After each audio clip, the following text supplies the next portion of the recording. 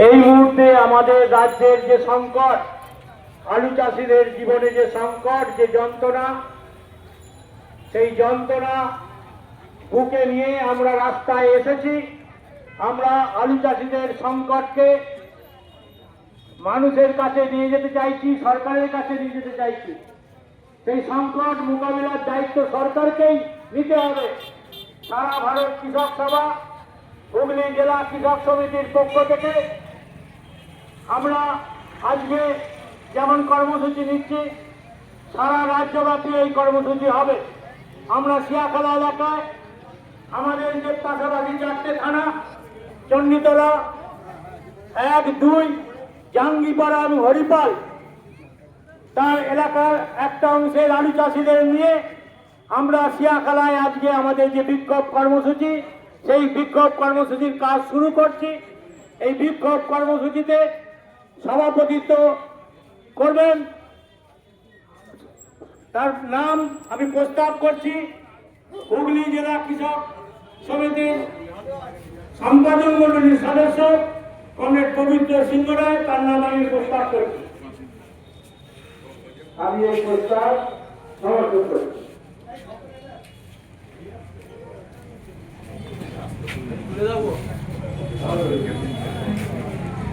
আমার বন্ধুগণ এবং এই ক্রিয়াকলার উপস্থিত সমস্ত মানুষ, আপনারা জানেন বিগত কয়েক বছর ধরে আলু চাষিদের যে করুণ অবস্থা, এই অবস্থা আপনারা যারা গ্রামে গঞ্জে থাকেন, যারা চাষবাস করেন, এখানে অনেক আলু চাষি আছেন, প্রত্যেকেই তারা জানেন যে তাদের করুণ এক অবস্থা চলছে।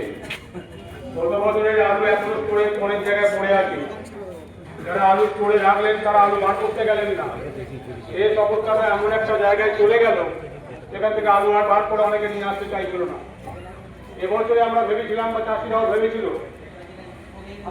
প্রথমেই আমরা ভেবেছিলাম যে এবছর মাঠে হয়তো কেউ আলু চাষ করবে না, কিন্তু চাষিদের আলু চাষ না করলে চলবে না।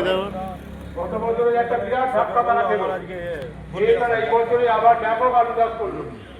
এবছরে যে আবহাওয়া আলু চাষের পক্ষে উপযোগী আবহাওয়া ছিল, আলুর দাম পাচ্ছেন না, ভালো হবে। চাষি মাঠে আলু বিক্রি করতে না পারে, আলুর দাম ঠিক পাচ্ছেন না, কোনোভাবে আলু ধরতে পারে যে আলু ভবিষ্যৎ কি হবে।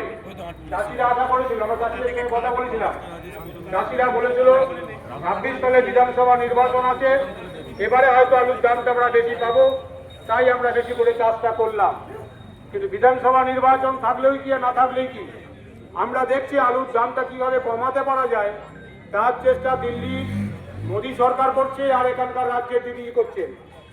দুটো সরকার একত্রে মিলে তারা এই কাজটা করে যাচ্ছে। আমাদের বক্তব্য হচ্ছে এই আলুর দাম বাড়াতে হবে। দিদি কি করছে? দিদি আলুর দাম বাড়াবার পরিবর্তে গতবারে যে দামে আলু কেনার কথা বলেছিল সেই দামে কোনো চাষি আলু বিক্রি করতে পারবে না, কারণ তাদের যে উৎপাদন খরচ তার থেকে অনেক কম দামে তিনি সরকারিভাবে দাম ঘোষণা করেছিল। এবারও 500 টাকার নিচে বলছে নেবো, 500 টাকাও যাচ্ছে না, তাতে অনেক কম দামে কিনতে বলছে।